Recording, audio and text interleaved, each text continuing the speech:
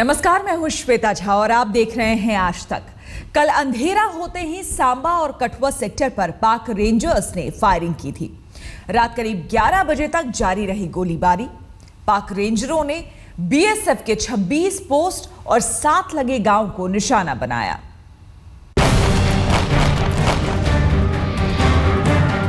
तारीखें बदल गईं, वक्त बदल गया, लेकिन बॉर्डर पर पाकिस्तान की बदमाशी जारी है। शनिवार रात भी अंधेरा होते ही कठुआ और सांबा सेक्टर गोलियों की आवाज से थर्राने लगे। पाकिस्तानी रेंजर के निशाने पर थे बीएसएफ के 26 पोस्ट और रिहायशी इलाके। पाकिस्तानी रेंजर 81 mm के मोर्टार के साथ साथ बड़े और आधुनिक हथियारों का इस्तेमाल कर रहे थे, जो आमतौर पर नहीं होता है। सरहद के गांव का हाल इसका जीता जागता गवाह है। कई घर मोर्टार से दागे गोलों से तबाह हो गए। गांव में जहां तहां मोर्टार के गोले बिखरे पड़े हैं। दीवारों पर भी पाकिस्तानी दगाबाजी के निशान देखे जा सकते हैं। पाकिस्तानी गोलियों से जख्मी होकर कई लोग अस्पताल में भर्ती हैं। शुक्रवार रात एक महिला की जान चली गई थी।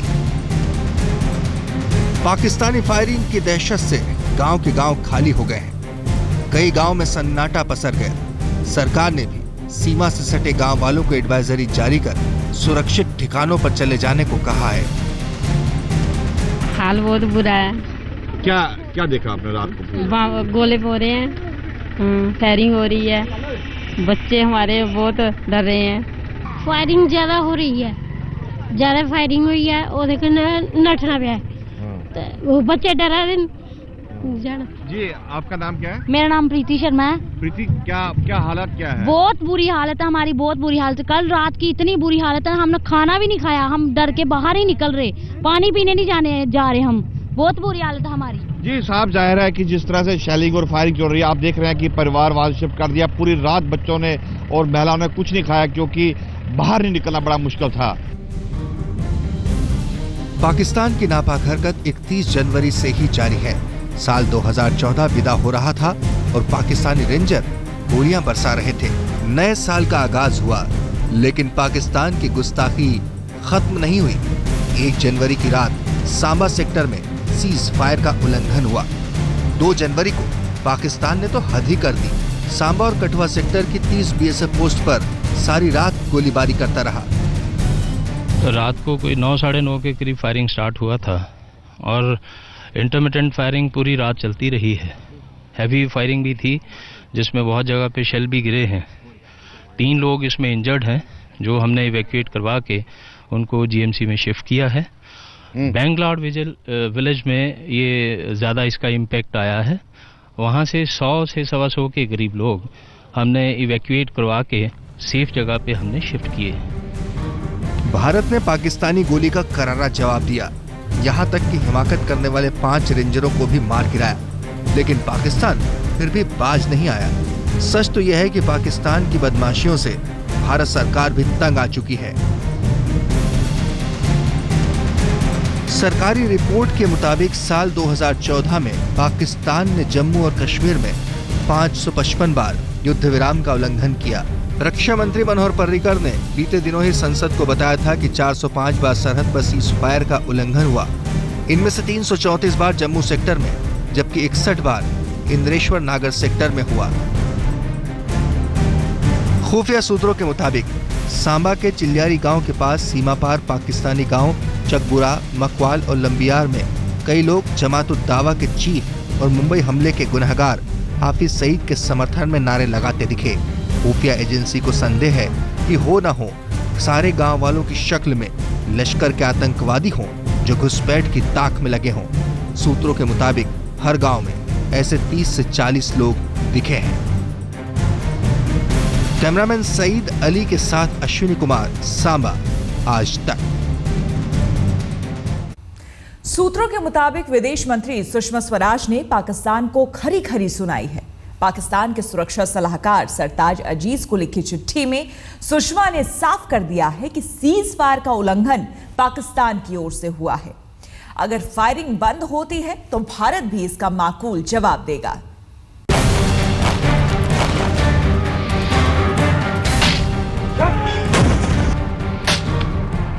सरहद पर बीएसएफ के जवान दे रहे हैं मुंहतोड़ जवाब, तो दिल्ली में डिप्लोमेटिक चैनल से पाकिस्तान को सुनाई गई खरी खरी। सूत्रों के मुताबिक विदेश मंत्री सुषमा स्वराज ने चिट्ठी लिखकर पाकिस्तान को करारा जवाब दिया। पाकिस्तानी प्रधानमंत्री नवाज शरीफ के सलाहकार सरताज अजीज को लिखी चिट्ठी में सुषमा स्वराज ने साफ कर दिया कि सीज फायर का उल्लंघन पाकिस्तान कर रहा है, न कि भारत। भारत बार बार संकेत देता रहा कि अगर पाकिस्तान की ओर से फायरिंग बंद होगी तो जवाबी कार्रवाई भी बंद हो जाएगी। सूत्रों के मुताबिक उन्होंने पाकिस्तान पर 3 गंभीर आरोप लगाए। पहला, पाकिस्तान सीमा पर बड़े और आधुनिक हथियारों का इस्तेमाल कर रहा है। दूसरा, पाकिस्तान लड़ाई के दायरे को बढ़ा रहा है। तीसरा, रिहायशी इलाके को निशाना बना रहा है।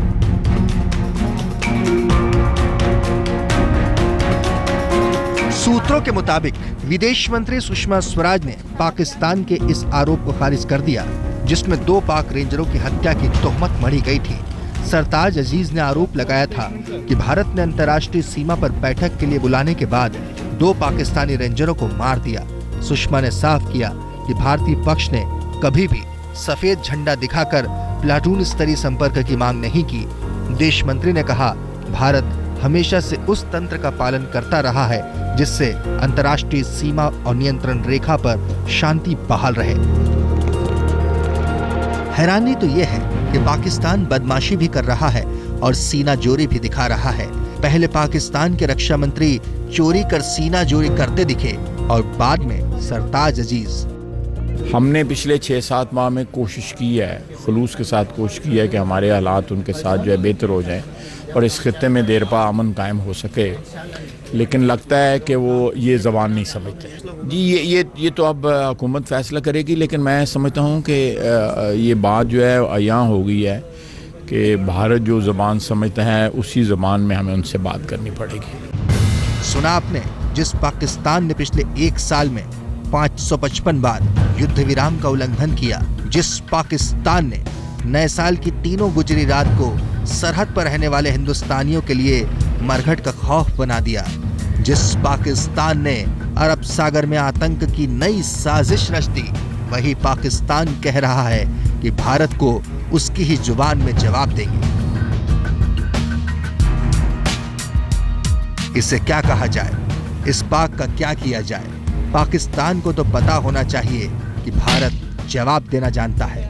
सीधी लड़ाई में 4 बार उसका क्या हश्र हुआ, ये तो हर कोई जानता है। क्या पाकिस्तान इस बात को भूल गया है? दिल्ली से स्मिता शर्मा के साथ आज तक ब्यूरो। हिंदुस्तान का सबसे बड़ा दुश्मन हाफिज सईद की नापाक कोशिशें जारी है। पाक की जमीन पर से वो हिंदुस्तान के खिलाफ साजिश रच रहा है, आतंकी ट्रेनिंग कैंप चला रहा है, आतंकियों की घुसपैठ की ताक में लगा है, पर भारत पर उंगली उठाने वाली पाकिस्तानी हुकूमत उसे नजरअंदाज कर रही है।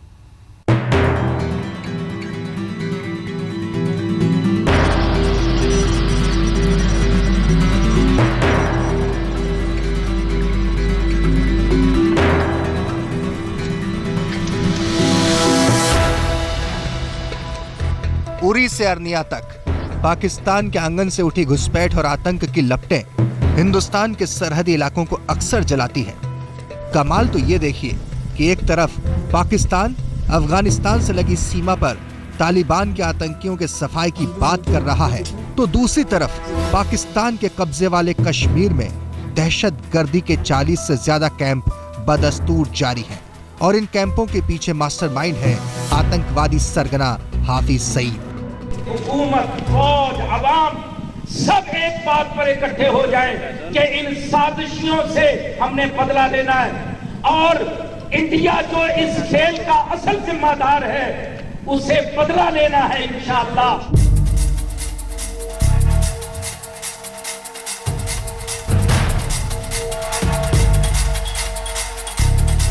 भारत को अंदेशा हो गया था कि पाकिस्तान अपनी हरकतों से बाज नहीं आएगा, इसीलिए नए साल के आगाज से ठीक पहले सरहद से नियंत्रण रेखा तक चौकसी तेज हो गई।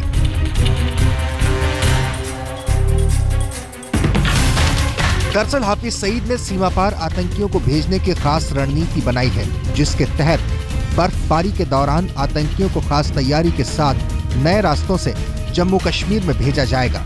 अब तक आतंकी पीर पंजाल के दक्षिण से घुसपैठ को अंजाम देते थे, जो प्राकृतिक लिहाज से अधिक सुगम है। पाक सेना की खुफिया एजेंसी ISI के निर्देश पर अधिकतर आतंकी ट्रेनिंग कैंप भारत के पुंछ जिले के सामने वाले क्षेत्र में बाग, रावलाकोट, कोटली, गुलपुर, अलियाबाग आदि में चल रहे हैं। पुंछ के सामने के 11 इलाकों में 23 के करीब प्रशिक्षण केंद्र चल रहे हैं। मनसेहरा में इनकी संख्या 20 के करीब है। बाकी के आतंकवादी ट्रेनिंग कैंपों के लिए पाक सेना ने मुजफ्फराबाद के इलाकों को चुना है। हालांकि अभी धुंध की वजह से बहुत नजदीक से देखना थोड़ा मुश्किल है, लेकिन पाकिस्तान के इसी इलाके से यहाँ पर जो आतंकी कैंप हैं, अगर उनकी बात की जाए तो 40 से ज्यादा आतंकी कैंप इन इलाकों में चल रहे हैं, जिसमें 2000 से ज्यादा खूंखार जो आतंकी हैं वो घुसपैठ की फिराक में है। और इसीलिए हाल के दिनों में लाइन ऑफ कंट्रोल से, IB से घुसपैठ की कोशिशें, जो मुठभेड़ हैं, बढ़ी हैं। सरहद पर मोर्चे कई तरह के हैं। कुछ जवान बंकर के अंदर से निगरानी कर रहे हैं, तो कुछ जवान ऊंचे पोस्ट से दुश्मन पर नजर रख रहे हैं। हर जवान आधुनिक हथियारों और निगरानी यंत्रों से लैस है, ताकि दुश्मन अपने नापाक मंसूबे में कामयाब न हो पाए। लेकिन पड़ोसी है कि युद्ध विराम का बार बार उल्लंघन करता जा रहा है। मनजीत नेगी, LOC, नौसेरा, आज तक। आतंकी बोट के पाकिस्तान कनेक्शन का खुलासा हुआ है। आज तक को मिली जानकारी के मुताबिक समुद्र में साजिश रचने वाली बोट सीधे पाकिस्तानी सेना के संपर्क में थी और पाकिस्तान में बैठे अपने आकाओं के आदेश पर काम कर रही थी।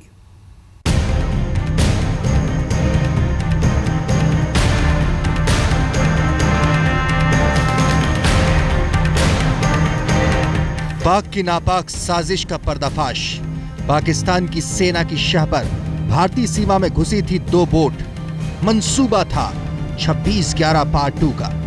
अगर भारतीय कोस्ट गार्ड ने अरब सागर में चौकसी न दिखाई होती तो पाकिस्तानी आतंकवादी आतंक का खूनी खेल दोहरा सकते थे। मुंबई में 26/11 को हुए हमले को दोहराने के मंसूबे लिए आतंकवादियों ने घुसपैठ की साजिश रची थी।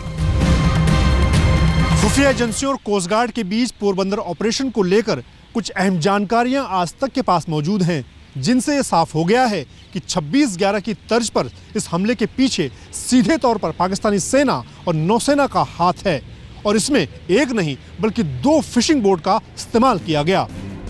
आज तक को मिली जानकारी के मुताबिक घुसपैठ में एक नहीं बल्कि 2 बोट शामिल थी। ये बोट पाकिस्तान मैरीटाइम एजेंसी और पाक सेना के संपर्क में थी। इन बोट से लगातार कराची और थाईलैंड बात भी हुई। कोस्ट गार्ड को आतंकवादियों की बातचीत के बारे में 31 दिसंबर की सुबह 9 बजे पहली बार मालूम पड़ा, जब खुफिया एजेंसी NTRO ने उसे इस बारे में बताया। खुफिया एजेंसी ने एक संदेश 1 जनवरी की सुबह करीब 5 बजे रिकॉर्ड किया। उस वक्त पहली बोट में धमाका हो चुका था और दूसरी बोट भाग रही थी।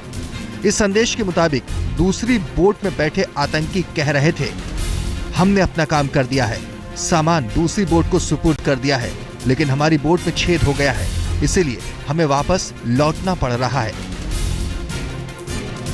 हालांकि कोस्ट गार्ड्स ने दूसरी बोट का पीछा किया, लेकिन वो बोट को पकड़ने में नाकाम रहे।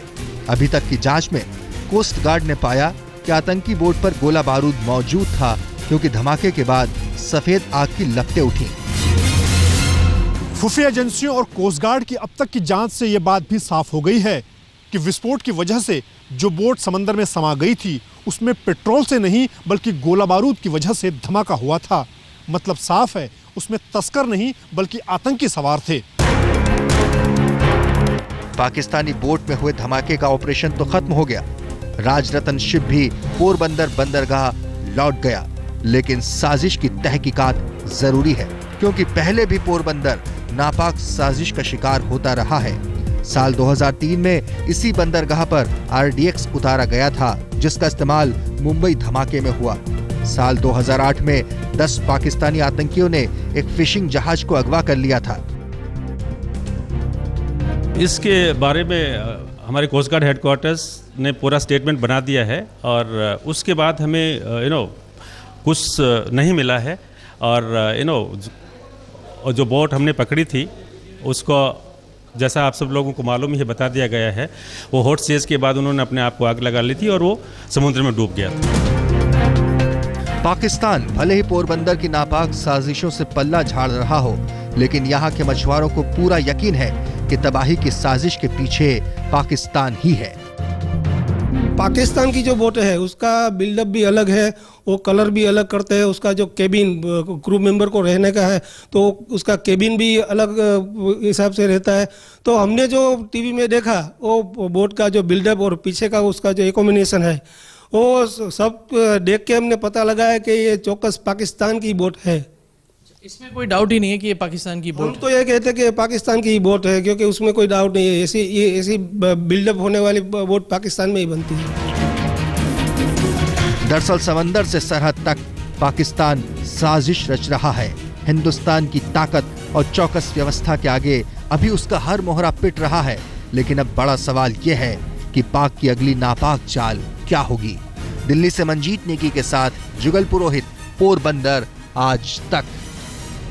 एक तरफ तो पाकिस्तान भारत में आतंक फैलाने के लिए आतंकवादियों को पनाह दे रहा है, वहीं दूसरी ओर दुनिया को यह भी दिखाने की कोशिश में है कि आतंकवादियों को लेकर उसका रवैया कितना सख्त है। शनिवार को पाकिस्तान में 6 आतंकियों को फांसी की सजा दी गई। इन 6 लोगों में गुनहगार ऐसा भी है जिसने 15 साल की उम्र में एक 7 साल के बच्चे की अगवा कर हत्या कर दी थी। पाक अधिकारियों का कहना है कि आने वाले हफ्तों में 500 दोषियों को फांसी दी जा सकती है।